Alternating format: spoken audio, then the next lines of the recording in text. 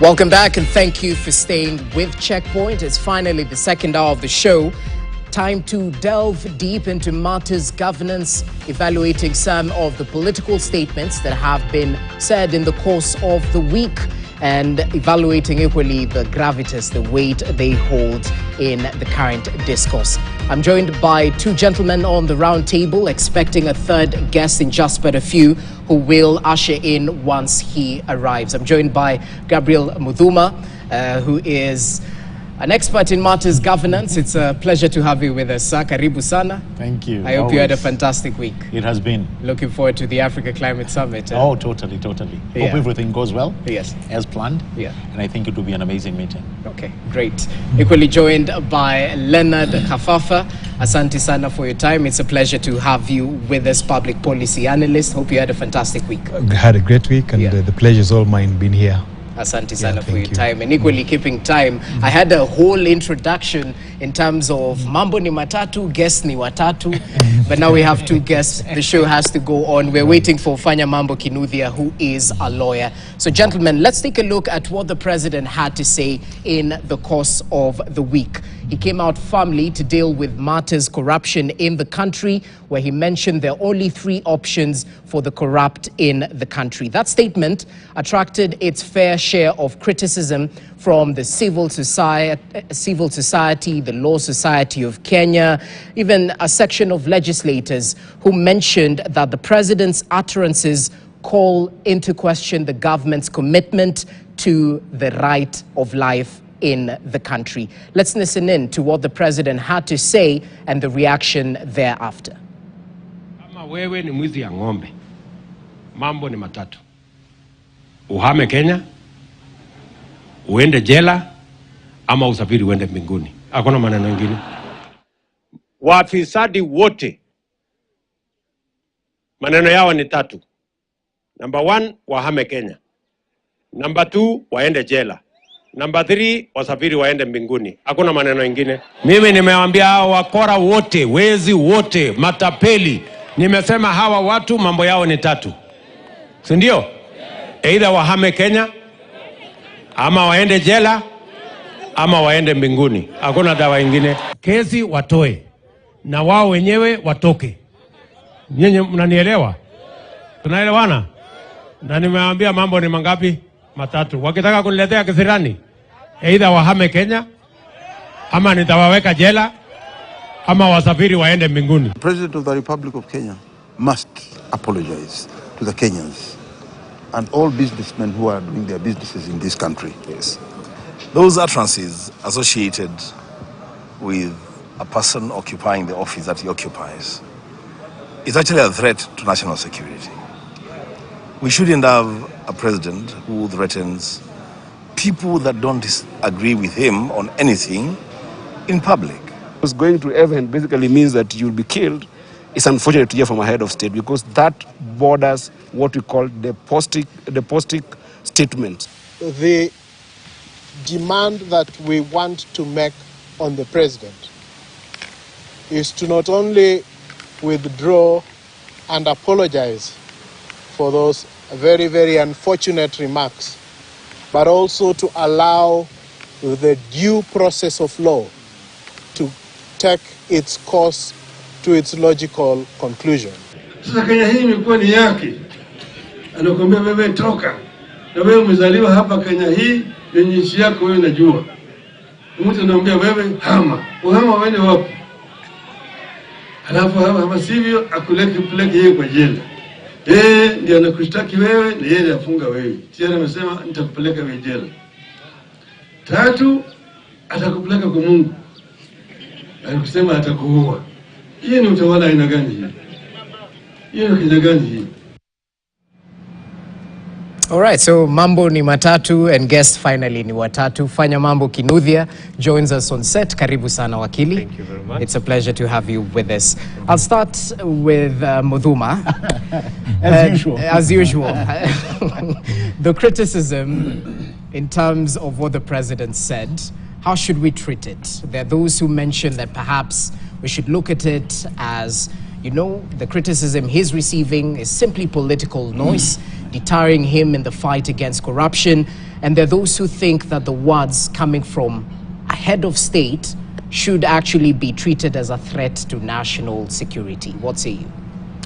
Jesse, thank you for inviting us once more. You know, the funny thing, it's actually, let me call it, it's funny because I've had all types of noises being directed again to the president. A few months back, he was being accused of going slow on matters related to corruption. Now here he has instituted a regime to fight corruption.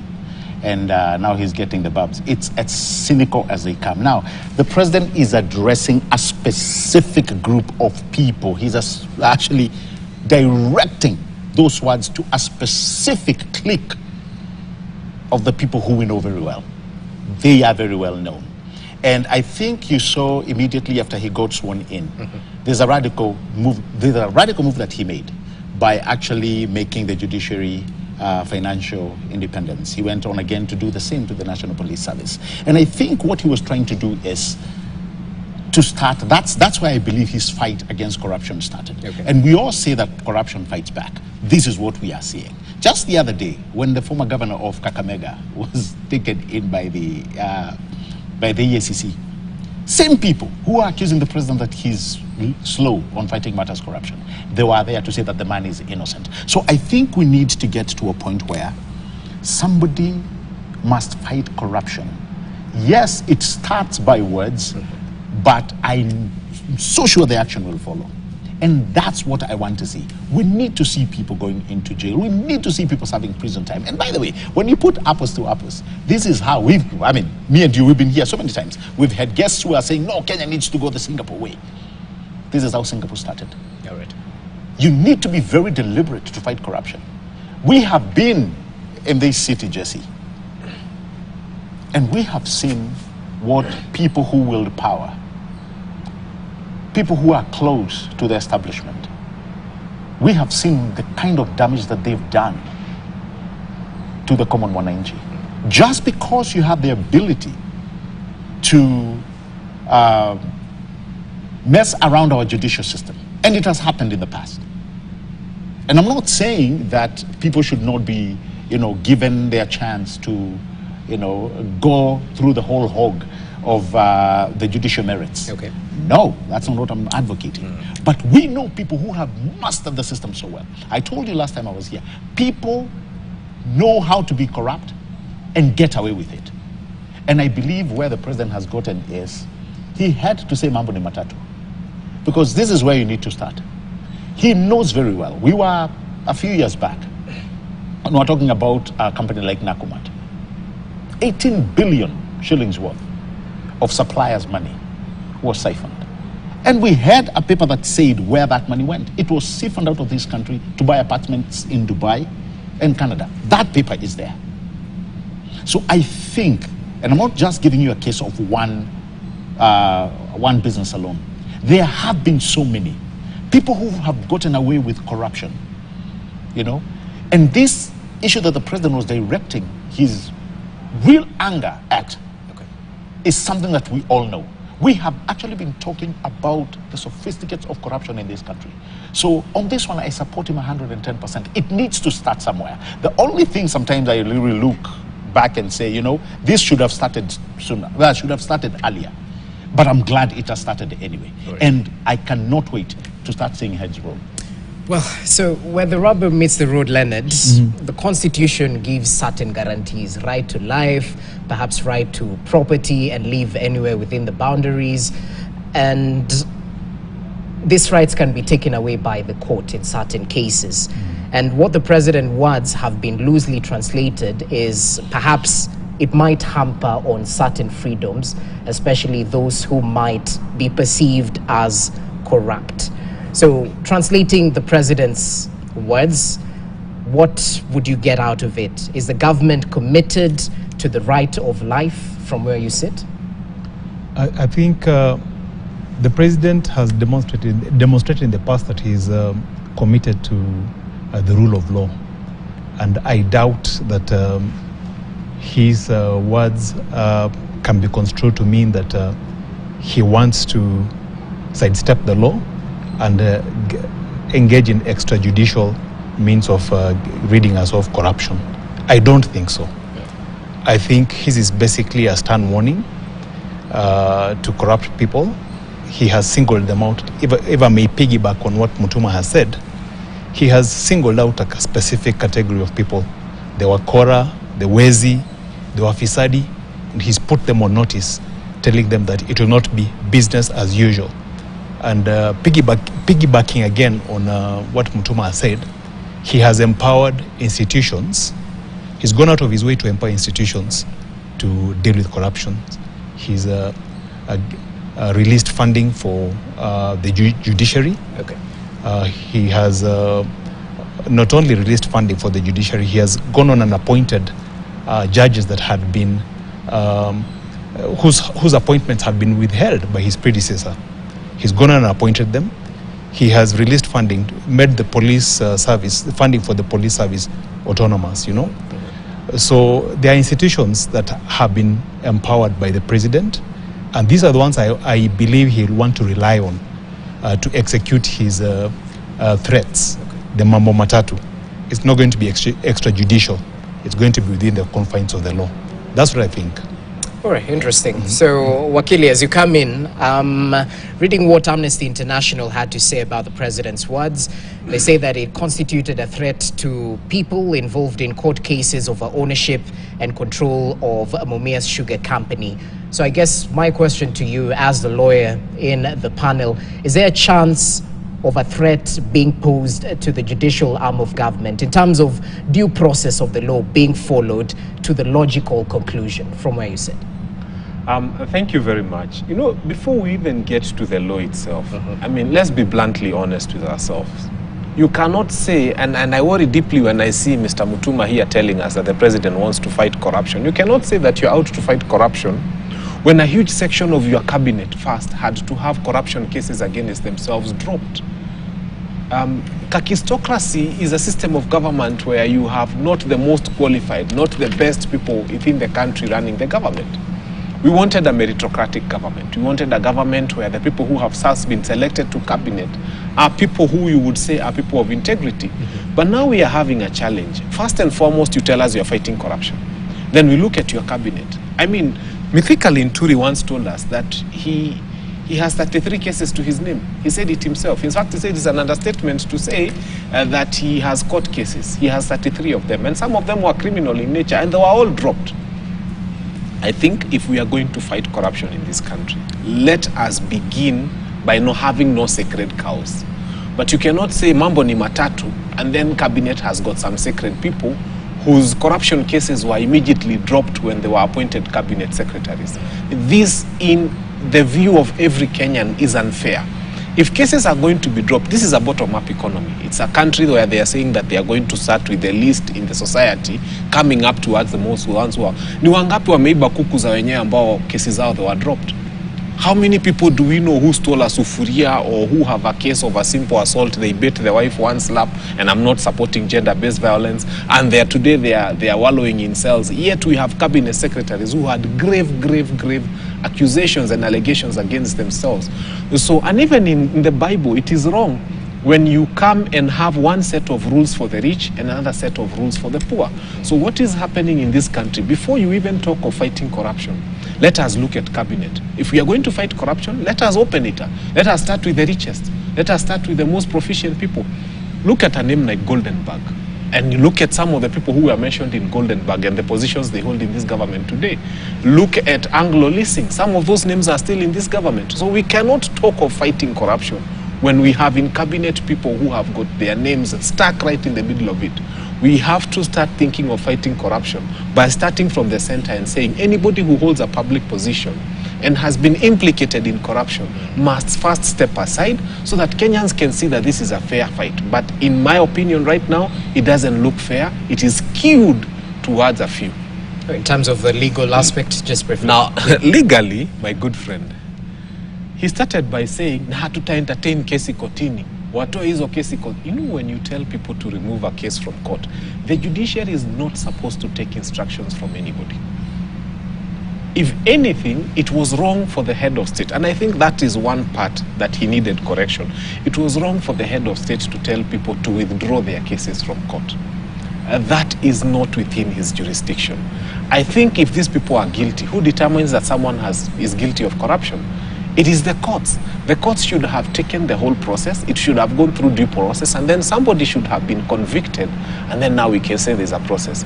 And if you allow me, President Uhuru Muigai Kenyatta once said, "Munataka nifanye nini?" And people called him a lame duck president. But do you know why? He looked at what you are looking at today, and he realized that if I do anything outside of this constitution, it will be extrajudicial. If you tell people wahame Kenya, that is contrary to the Bill of Rights.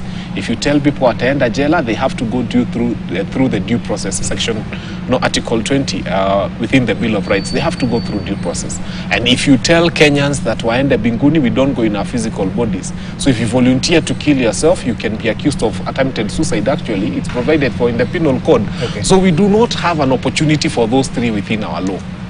Interesting. Let me do a rejoinder from what Wakili has said, and this is a good thing when somebody uses catchphrases. They are very good. They sound good. Sound bites, amazing. But when you take a deep dive on them, they are very hollow. Started by the cabinet. Who is lost to the Kenya that we lived in when policemen will be at your door in the morning, done nothing? Nobody has said, no, in fact, no investigation has been carried on you. Somebody comes with a rumor just because you refuse to stand on a position. That was the problem we had. The orders from above were too many. And that's what I told you. It was very strategic when the president came in. Whether you want to point at his cabinet or not, he was very strategic when he said, because he knew where the problem was, the messing up with the judiciary by throwing small monies at them so that they can execute a judgment the way you wanted is long gone. Because you say, this is your independence. So to me, that was the best kicker we've ever had. It was unprecedented. Same thing he does to the National Police. And I remember very well when the president came on live TV and he said, find somebody who can tell within the police environment, find anybody who will tell you that the president called him and directed him to do ABC. Nobody. And that's what I told you. We need to start somewhere. We need to start somewhere. Where we were a few years back, it was crazy.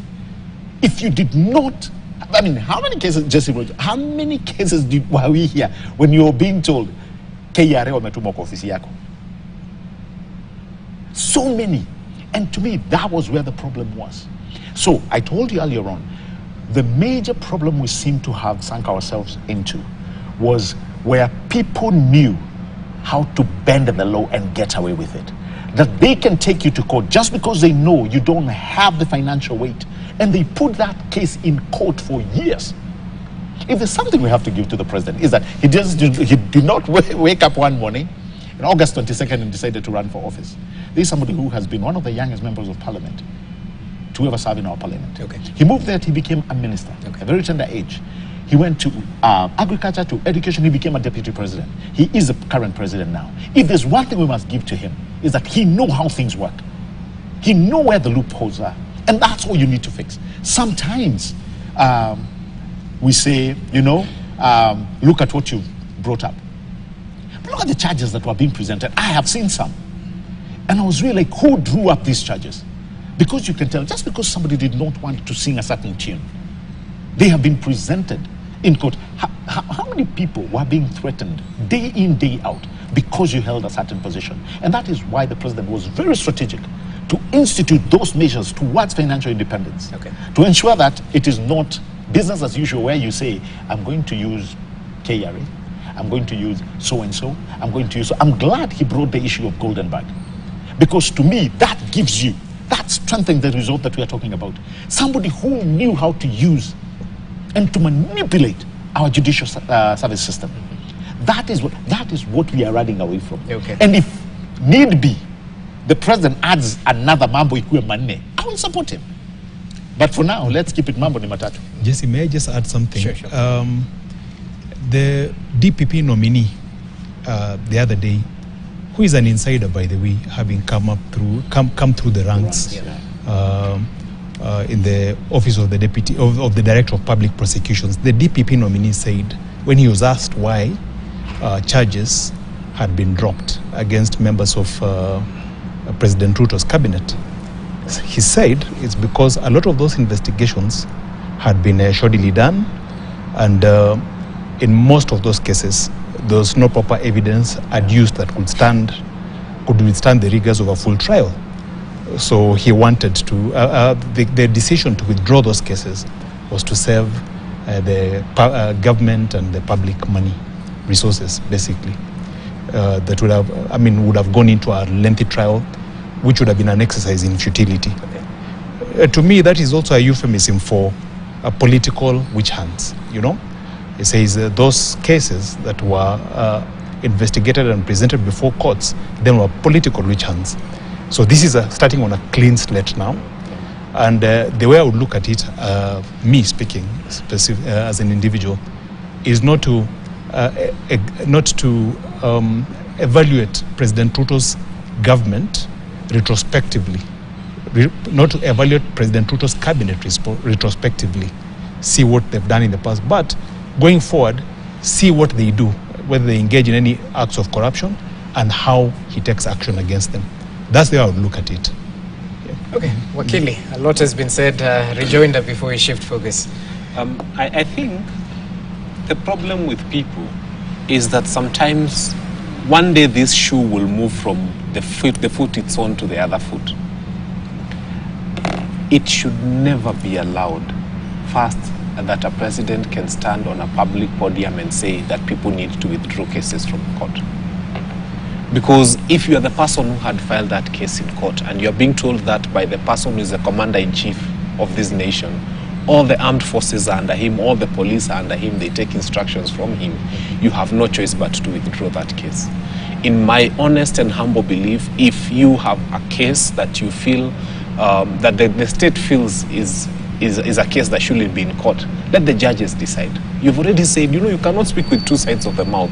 You say that the judiciary is dependent, the judiciary is good, the judiciary has funding, and at the same time you have worried that the judiciary will not give a good ruling. Let the case goes to its logical conclusion. And everybody in the law fraternity is not going to allow or going to be happy and to celebrate when people are being told to withdraw cases in any other form other than letting them go through due process. Secondly, you're told that you'll go to jail. How will you go to jail if you'll not be listened to by the judiciary? You've already been told to withdraw the case. So does it mean a case of detention without trial? Because you'd have to go through a judicial process. So you're going to jail, which was the second option. I want to be explained to, like a class 2-year-old, how you will go to jail if you've already been told that there is no court process. Finally, utaenda mbinguni. The right to life in this country is not given by the state. It is not even given by the Constitution. The Constitution is very clear on the right to life, that right to life belongs to you. It's inherent. It cannot be taken away from you but, by anybody in any other way. So sisi hatutaki kwenda mbinguni. We are not ready to go to heaven, and we are not ready to commit suicide so that we go to heaven. But we feel strongly that this Constitution came through a lot of blood and sweat and tears. And I would fight to defend your right, even if I don't like you, to enjoy your right to life until the day when God himself will decide that he's had enough of you on this planet.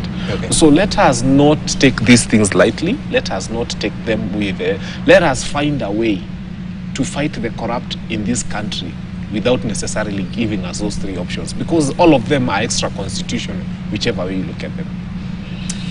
All right. Jesse, to finalize on this, there's something Wakili has said, and I would agree with him that at the end of the day, yes, the law is supreme. But, at the end of the day, the sovereignty belongs to the people. And you must, first of all, and this is something we've not appreciated, Jesse, for a very long time. A few months ago, I think I was trying to explain to you the noiseless effect of corruption. And Wakili, you need to just think about it. The people who sometimes we hold to account are really the final places of corruption. For instance, we can say we found a driver who went on a steep in Sanchangwan and killed so many people. But the noiseless, where that effect came from, might be very far. And those people are never held into account. A policeman somewhere saw that that car was not roadworthy. The person who allows that car to move out of that garage knew that there was a problem with this car. Okay. But it goes somewhere and kills people. Who do we hold to account? The driver. Yet, the noiseless effect, people have walked away. Same thing we talk about when doctors steal drugs from the hospital. Who do we hold into account? Yet, at the end of the day, two things have been reported: death and pain. But we are so quick to judge an armed robber because we found him in the act. Same thing we are talking. Why are we not here with you? Sometime back when we were talking about mercury in our sugar, who did we held to account? What did we know? What kind of, to use the colloquial, what kind of madara is that sugar doing today? Okay. And yet, these people are tossing champagne where they are and eating caviar because nobody's pointing a finger at them. So, what has happened really, Jesse, is that the president has decided to shine that torch in that direction. That's why I agree with my brother here, that this president was speaking to a specific group. You need not to worry if you are square with the house. The president was actually directing those phrases to a specific target. And I think it is the high time. If we want this country to be where we've always told people that we want Kenya to be a Singapore, we need to allow not the examples but the principles of what they used to fight corruption. Just if you allow but me, you throw out their rights. very quickly, if you allow me. You see, there's something that we've been suffering from, and it's ideological deficiency, if you ask me. The government of Kenya is one institution that buys a biro pen at 250 shillings, whereas every other Kenyan buys it for 20 shillings or 15 shillings or 10 shillings. We lose a lot of money in procurement procedures. And I think, as a suggestion to your beautiful government, please tell them that maybe from tomorrow we need to change from pre-qualification of suppliers to pre-qualification of manufacturers. So that this country becomes the first country where if you manufacture a product and you want to be pre-qualified, you are given first priority before a supplier is given. Because what happens when you pre-qualify a supplier, they are very quick to run to China and buy these things cheaply and come and sell expensively to government. But if you pre-qualify a manufacturer, people will sell their Range Rovers and the big cars they drive as suppliers of government and start making small factories that can make biros and handkerchiefs and so many other things that this country needs. So in a suggestion, I think what we need to do is to start pre-qualifying manufacturers. That if a manufacturer of the chair I'm sitting on comes with to tender for supply, and a supplier comes to tender for the same, we shall consider the manufacturer before the supplier, because government buys everything at 3, 4, 5 times more than what it should have cost, and we lose a lot of money in that process. So we need to start saying, and in fact even change our laws, that whatever thing is being sold to government, we said it must not go for more than X% of what it's going for in the market for ordinary Kenyans and what Kenyans buy it for. Well noted, fair point. That's right true. there. So let's briefly talk about the bitter reality of the neglected sugar industry. And we saw the never-ending politicking this time round during the president's 5-day tour of the Western Kenya region. It's proper to know that the sugar sector was once a top employer in this country. Hard to believe, and it contributed over 10% of the country's GDP. And we've had how cartels orchestrated the collapse of sugar companies by first killing the outgrower companies that supplied cane to the factories. So Leonard, I'll start with you on this one. The big question would be, will Ruto actually succeed where his predecessors have fallen short? Is this latest attempt mere lip service, as we've seen political promises, but at the end of the day, it's usually bailing out of this sugar sector that comes in form of a reprieve? What say you about this? I think he's going to succeed in what he's setting out to do. Unlike his predecessor, who had more back than bite, Ruto has both back and bite. Unlike President Kibaki, who had no back, who had neither back nor bite, Ruto has both of them, and he's determined. His first move has been to deal with the cartels, the sugar cartels. As you rightly pointed out, this country is, the sugar industry is in the thrall of these cartels. And until you rout them, you're going nowhere. But that's just the first order of business. There's a lot that needs to be done. After the cartels, you have to deal with the debt that the entire sugar industry has. And I think the Ruto has shown commitment to that end. He's promised that I think 117 billion shillings of debt in the entire sugar industry is going to be written off by the government. Then, after that, you have to move on now into the sugar factories themselves. Most of them are using obsolete equipment, equipment that can't crush sugar cane and extract the juice as efficiently as the equipment in other parts of the world. I'm told that our equipment in most of our sugar factories, at least the ones that are public, need about 15 tons of cane to get 1 ton of sugar, whereas the global average is about 6.5 tons of cane to get 1 ton of sugar. So that equipment has to be dealt with. It's going to be an expensive exercise, but it's something that must be done before we can compete effectively. Then we also need to move to look at the farmers themselves and see the varieties of cane that they plant, and encourage them to plant high-yielding varieties. I think research needs to come in so that we know which varieties work best for which regions of this country, because the varieties that we are using at the moment are 10 or 15 years old or 20 years old and do not give you the kind of yield that you would need per acre. Okay. After that, we have to look at the consolidation of small holdings, because over time, these large farms have fragmented from one generation to the other. You know, our father has 100 acres, he has 10 sons, he bequeaths each of the sons 10 acres, and each of the sons has another 5 sons, and you find that the area that you need to, the nucleus that you need to grow your cane is really reduced, and you really need to work on that. Then, we also need to move away from looking at sugarcane, looking at sugar as the end product. In places where sugarcane farming has been done very successfully, they have moved away from looking at sugarcane as the end product and looked at it more as the byproduct.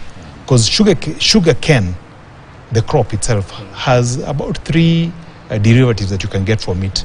You can get, I think it's called bagasse. My pronunciation may not be up to scratch, but I think that's what it is, which you can use for cogeneration of power. Yeah, you burn the stuff, and you're able to get electricity out of it, which you can either sell to the national grid or use it for other enterprises. Okay. Then you have other byproducts that can be used. Like like ethanol, which you can blend with petrol, and which can now go a long way towards reducing our energy issues here in this country, because we depend a lot on petroleum products which are imported. There's a whole lot of stuff that you can get out of sugarcane. Plastics, stuff for paint, you can get fiber, like boards that you can use for construction. There's a whole lot of stuff. Correct. At the end of the day, sugar becomes the byproduct. If we go that direction, then we'll be competitive. We'll be able to compete with the other countries that are producing sugar, like Sudan, and selling it to us cheaper, making it easier for the cartels now, or making it easier for the cartels now to look to import sugar instead of killing the local industry, instead of helping the local industry to thrive.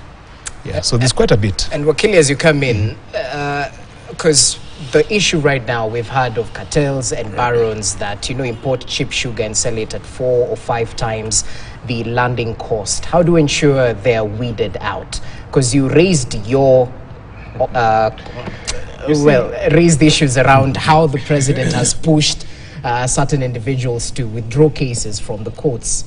I don't know. I have always allowed myself to think very differently. Yeah. Number one, the biggest animal we have that nobody wants to address is the Sugar Act. The Sugar Act, section 14, 15, and 16, has provided for this mongrel of an institution called the Sugar Board that decides who gets a license to produce sugar and who doesn't get a license to produce sugar. So disband that thing completely, because that is the cartel. I'll tell you why.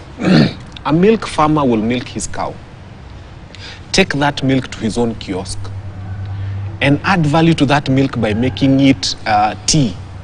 And he sells now, his cup of milk has gotten more value, so he's selling it in his hotel for more money. Same thing with a farmer who, for example, produces maize and decides, I'll take it to Kisiagi, pack it, and unakuta kwa Kisiagi anauza. So he's not selling raw maize now, he's turned it into unga, he's added value to his maize. Dare you, as a sugarcane farmer, have that small thing they called a jaggery and try to convert your sugarcane into something more useful that can give you more money. Those jaggeries, if you go to Western Province, and I don't know why they didn't address them, zimejaa kwa police stations, zimeshikwa. Why? Because someone who worked so hard in his own farm, hajaiba pesa ya mtu, hajafanya kitu mbaya, is trying to convert his sugarcane into something, he's trying to add value. Hata kama ni sukari nguru anatengeneza, or something that is more useful, he can sell for slightly more money than the raw sugar itself. But sasa mnachukua mtu, you take his jaggery machine, mnaweka kwa police station, this person goes, he starts answering charges, because he has not gone through what you call a sugar board that is supposed to give you a license. So it's unfair. The potato farmer will dig out his potatoes, anaenda kwa hoteli na katakata zinakuwa chips, anauza zikiwa chipo, and then he gets more money. But the sugarcane farmer is not allowed to convert his sugarcane into anything else. Labda atafune na meno, ameze hiyo sukari, and that's it. So now we have to get to the point where we start first by abolishing this Sugar Act and creating a Sugar Act that allows the farmer to be able, because let me ask you, who said that we must have a big factory? Why don't we bring cabs to the ground so that if this gentleman here can be able to have a small equipment, because making sugar doesn't have to be a big equipment. If you go to China, you get surprised. You have a machine that can make 1,000 t-shirts, and you have a machine that can make 10 t-shirts. Let's allow the farmer in Western Kenya to have a small machine that allows him to produce 1 gunia of sugar per day. He sells to his local shops, as long as KEBS regulates the standards, and the standards are set. We shall have micro industries of sugar, and there will be no corruption. There will be no government money being poured there, and there will be, and then, let me tell you, why are farmers who are doing milk very successful? Because you can choose where to sell your milk. But sugarcane farmers are being told, take to factory A, B, C, D, and if you don't, eat your sugarcane with your teeth. No, Wakili has raised very pertinent issues, which I quite agree with what he has said. Like the looking of the act, the Sugar Act, and also the board. Remember, Leonard, that's the same thing the farmers in Mount Kenya went through with the coffee and tea. Remember, at one point, they were really uprooting the coffee because of the cartels. And sometimes the reason why, when the president comes out and utters words like Mambo ni matatu, I sometimes feel where he's coming from. Yes, many people may think, oh, he's contravening the law, he's going to, but if you look deep down, you can tell where the president is coming from. At the same, around the sugar belt, if, again, we are to be honest, you have sugar factories that have been making losses throughout. Yet when you had the leadership within that sugar belt talking, they actually understood where the problem was. Even at one point, I started asking myself, what has taken them this long to come out and and really verbalize really what they know to have been going wrong? And then you realize these cartels, like I told you, the noiseless effect. These people are dangerous. You had at one point the deputy president. He said it like a banter, but I know he really meant it. He was telling the president, you need to protect me from these cartels, the coffee and tea cartels. These are people who have engraved themselves into a system that does nothing but corrupt good governance. So I think the first thing we have to be mindful of is that you need a very bold move to actually destabilize these cartels. Jesse, it does not make sense, Leonard, that within the same realm, you have factories that are making bumper profits using the same methodology. But you have those And sometimes you can say, oh, management. Like Wakili is saying, they determine who and where you sell your sugar. Okay. And so I think this is a conversation that must happen, and it must happen fast. But as we sit here, I think there are solutions, which I know, if well laid down, we can actually be talking about those cartels as things of the past. Well, and the solutions seem to be within reach. It's is now a matter of walking the talk. Kazi kwa Mr. President and his government. So let's talk about the National Dialogue Committee, because they seem to have zoned in on 5 broad thematic areas: outstanding constitutional matters, electoral justice, entrenching funds into the constitution, establishment of state offices, and the law. So let's just listen in to what some of the co-chairs had to say in the run-up to that particular meeting, including what Kalonzo Musyoka had to say over the weekend in regards to that. Listen in.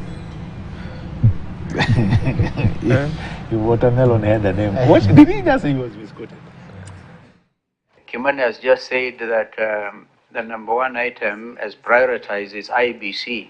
The correct wording is electoral justice. And if you look at it, IBC is number 2.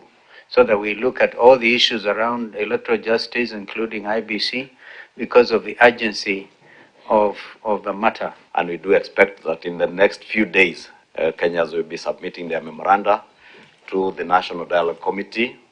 Our technical team and our secretariat will be working the whole of next week to allow them time to receive this memoranda from the members of the public. We are going to call everybody to order. And nobody is going to stop these discussions. And because, of course, on that part, I must congratulate the president because he has put his foot down.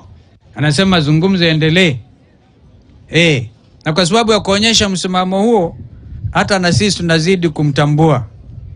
Tungojee wakati wa kipindi kingine.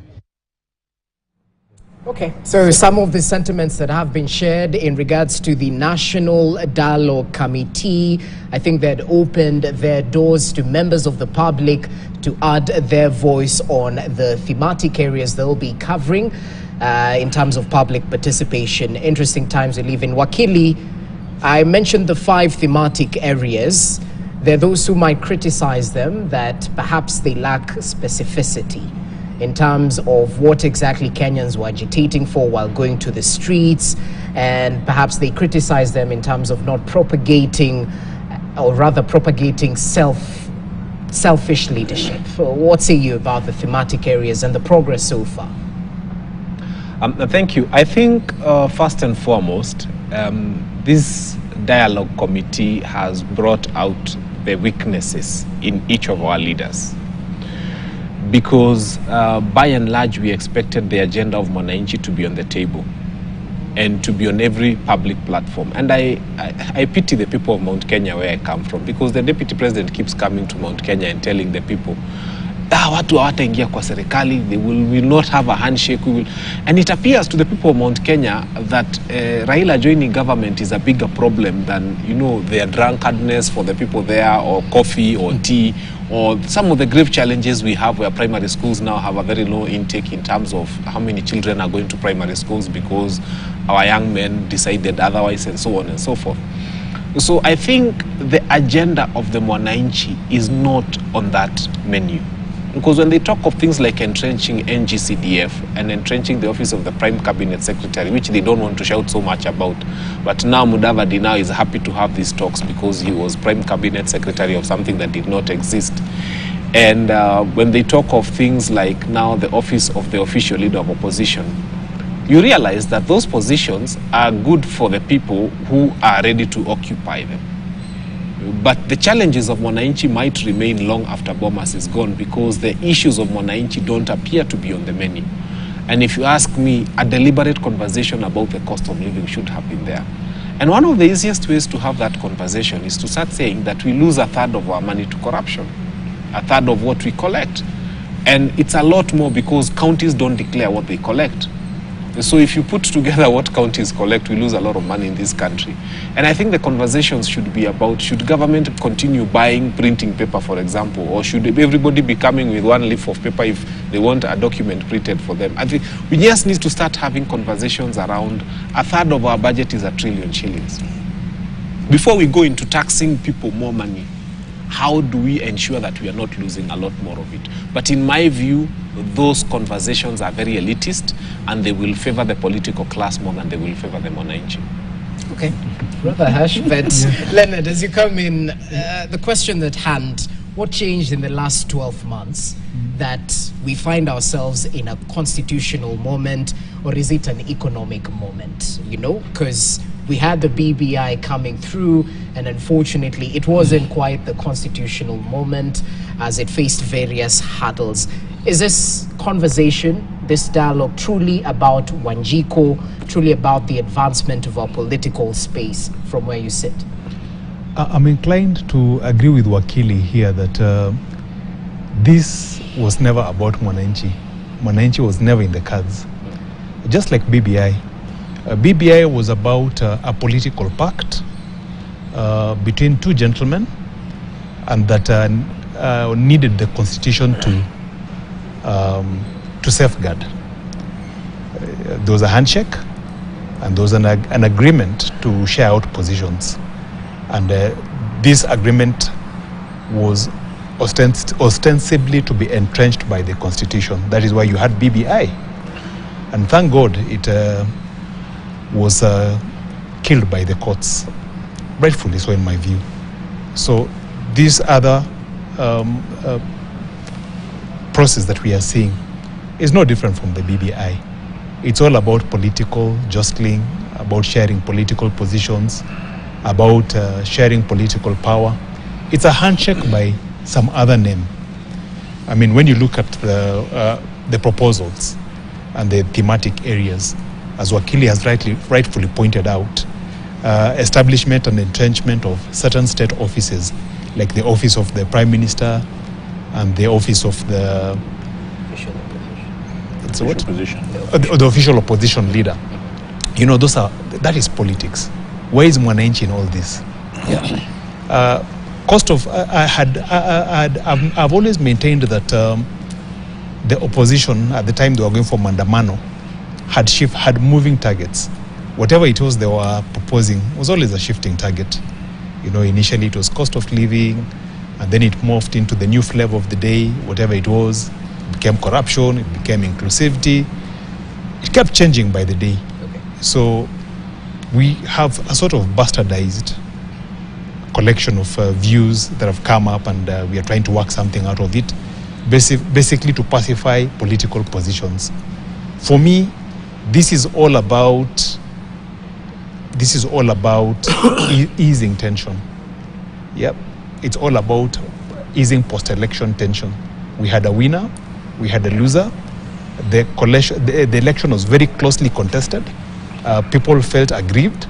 This is about assuaging those tensions and make them feel like something at least is happening. Okay. But it has absolutely nothing to do with Mwananchi. So is this about self-interest of the political class or achieving greater good in terms of governance? You know, Jesse, the preamble of, you know, where we are today in terms of the talks at Bomas, I think the thing that preceded the whole thing was that there was an agreement that violence was not going to be part of our political discourse, that we are going to allow constitutionalism and the rule of law to be our guiding principles. So on that one, that was a very good move, even though it took quite a level of destruction, lives were lost. But eventually, Kenya Kwanza ceded ground to hear, and I know so many people were involved. We had religious leaders, we had civil society, everybody telling the president, man, I think it's the high time you listen. Even though I agree with Leonard, this had nothing, and I kept telling you, it had nothing to do with the cost of living, because really the cost of living was being addressed at that time. The very same people who are pushing for the cost of living were the same people, months removed, they were telling us to wache kubweka bweka. Same people, just a few months removed. So I told you from day one, it it was not part of the regiment. But anyway, we pushed forward, and now we have, the 5 areas that are being discussed. The office of the leader of the opposition, that is something I think even the president himself spoke about during the campaign trail, and even before when he went to Chatham House. It is something that he really defined that this is something that he wanted. At the end of the day, the issue was not about balances. You also had the checks, and the government need to be kept in check. So that office was very important, and I'm liking the fact that he's now pushing it for it to be entrenched in the constitution. That's one good. That's one good thing. But coming to, I think, what I would not like to see, like Leonard has said, we have an election that happened nearly a year ago. To me, that was done and dusted. People may feel different, but at some point, Jesse, this constitution that we have, these electoral merits that we have, must allow for a loser. Must allow for a loser. And that is something we need to put in our back burner, that every time you go to an election, there's a winner and there's a loser. Just like we've seen in all other facets. The governor, the senator, members of parliament, many people lose. MCAs, they lose and they move on. I think it has come time that we need to be alive to the facts that when you lose an election, that's just what has happened. You've lost an election. I know we were talking about changing that law. We were saying we need to audit.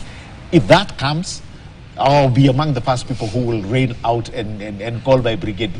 No, we cannot be sitting down to audit something that has gone. What does that tell us in the next 4 years? That's the same place we are going to go. Mama Boga will start hurting again. Biasharas will be broken into.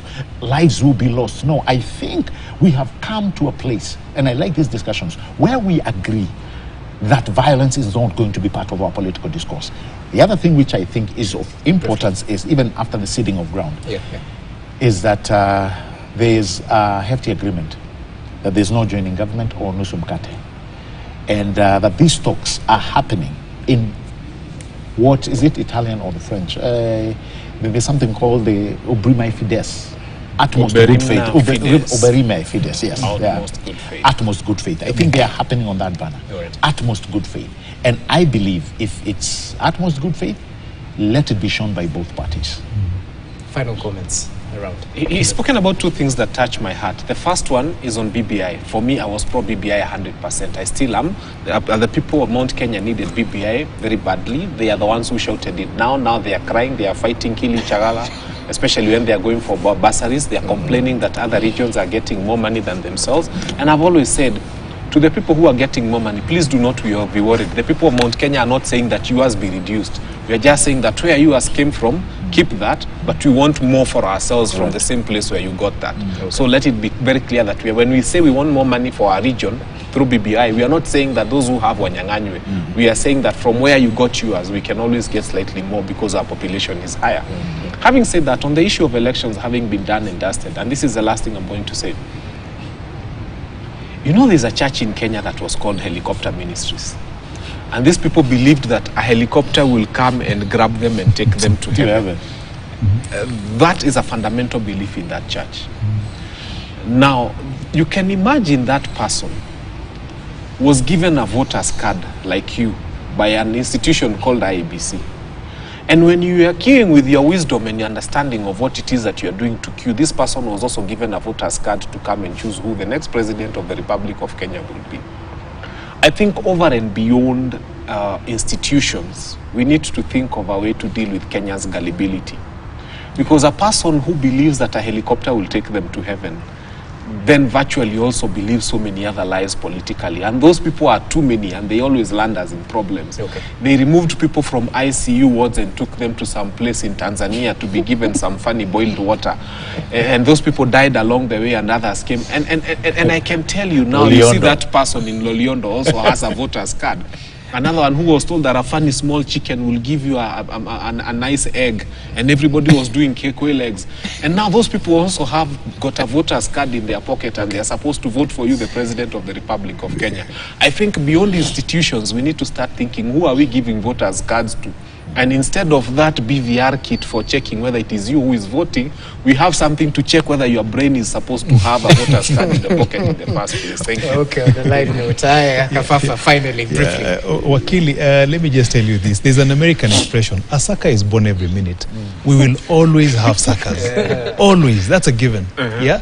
We cannot educate an entire country to all think the same. I mean, that's not practically possible. And I want to agree with what Mutuma said. In an election, there are always two outcomes. There's a loser and there's a winner. And in our case, if we can entrench it in the constitution that the loser becomes the head of the opposition, so be it. I mean, that's a good thing. And the winner then forms the government. And the loser exercises oversight over the government or becomes a government in waiting, becomes an alternative, so that should the winner mess or should the winner be impeached or whatever, then the loser takes over, comes up with this agenda and runs the country. I think that's a good thing. So to that end, if it comes to that at the end of the day, then that's a good outcome. If nothing else comes out of it but the fact that we have peace, that's also a very good outcome from this entire process. That's my take. Two things as we finish up. Climate conferences this week, and I hope everything goes well, like we started out by saying. But I won't finish with a political note. I'll finish with a shout out from two of our ladies who did us proud. Mora and none other than the indomitable Faith Kipyegon. I mean, it was amazing. Congratulations to them. To them. While they're still Totally. Totally. They did us proud. Yeah. They did us proud. Yeah. Okay. We need to all be proud and support these Kenyan athletes of ours. Well, gentlemen, thank you so much for your time and your input. To those of us who will be participating in the Africa Climate Summit, all the best with that. And to those who are helping us, the fourth estate, hold the government to account, we appreciate your input right here. I was joined by Fanya Mambo Kinuthia, who's a lawyer, Gabriel Mudhuma, who is a governance expert, and equally joined by Leonard Kafafa, a public policy analyst. I hope you have a fantastic week back at home. Thank you so much for watching. Hope you're adequately informed. My name is Jesse Rogers. Good evening.